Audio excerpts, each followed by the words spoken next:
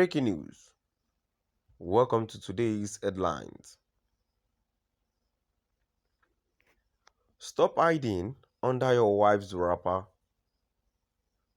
Speak out concerning Kanu's continued detention. IPOB tells Igbo leaders, governors, politicians. Stop hiding under your wife's wrapper. Speak out concerning Kanu's continued detention. IPOB tells Igbo leaders, governors, politicians.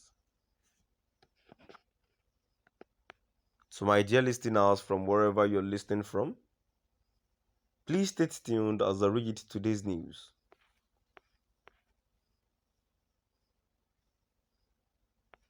The indigenous people of Buafra, IPOB has called on Southeast governors, politicians, and elders to speak out concerning the continued detention of its leader, Nnamdi Kanu, after the appeal court judgment that discharged him of all the trumped-up charges.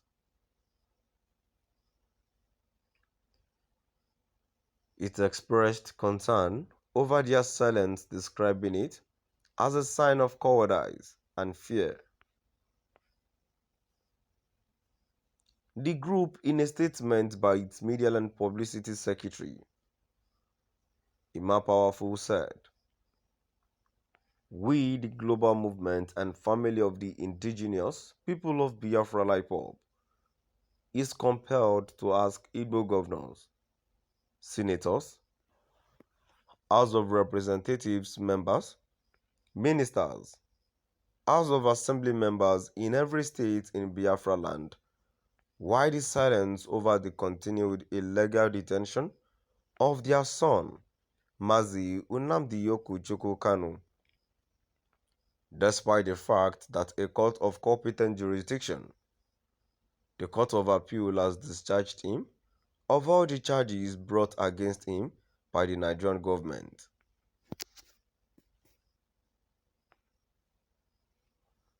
IPOB has been observing the countenance of Igbo politicians from the moment the appeal court ruled in favor of Mazi Nnamdi Kanu, and wonder whether this silence is as a result of these leaders being cowardly and afraid of the Fulani government, or whether they are accomplices to the kidnapping and extraordinary rendition to their son. If they are afraid of the Fulani cabal who are running the affairs of this country, it means they are cowards and are unworthy to represent our people in every event in Nigeria.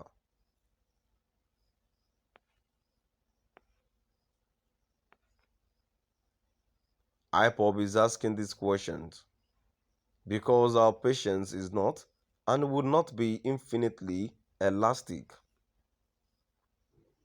The continued detention of Mazi Nnamdi Kanu by the DSS, notwithstanding the Court of Appeal ruling, and the accompanying silence from the Southeast political leaders, leaves much to be desired.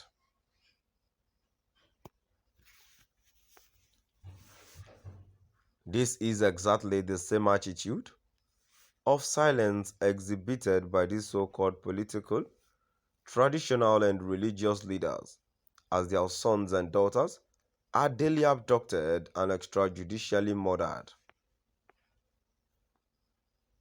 The group warned that the attitude must be reversed, saying that there is still a small window of opportunity to change the attitude and be very proactive in the defense of their own Kanu. It insisted that for the fact that a court of competent jurisdiction has discharged and acquitted Kanu, the Nigerian government has no moral or legal ground to continue to keep him in detention.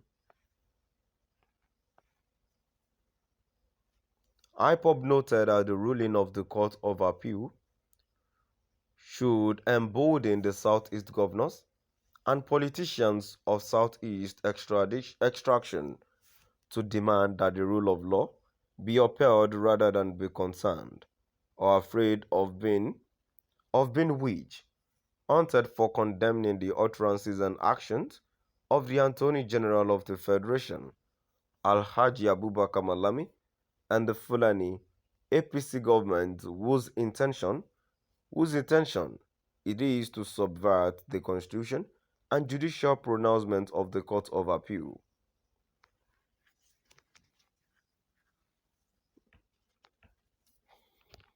It added, Malami and his people can hate Biafrans, especially in Digbo, as they like, but their hatred cannot take the grace of God from us and will never stop justice from prevailing in the case of Mazi Nnamdi Kanu, the leader of the indigenous people of Biafra.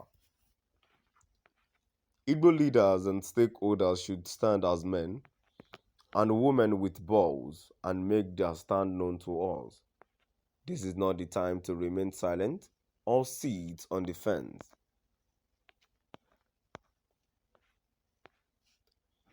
Malami has already said that Igbo leaders will decide if our leader, Onyedumazi Nnamdi Kanu, will be released or not.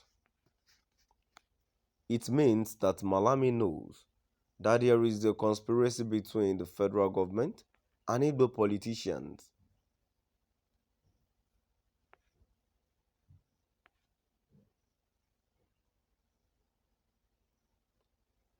This is the time for Igbo leaders to make their stand known.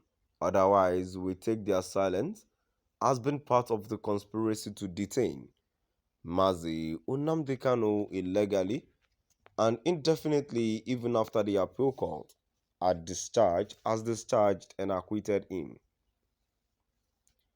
Malami wants to create confusion and an unending security in our peaceful region, and the leaders of Southeast will be seen as part of this evil agenda to terrorize our people by their position in these dangerous times. So, my dear listeners, now I've come to the end of our today's news. Please do drop by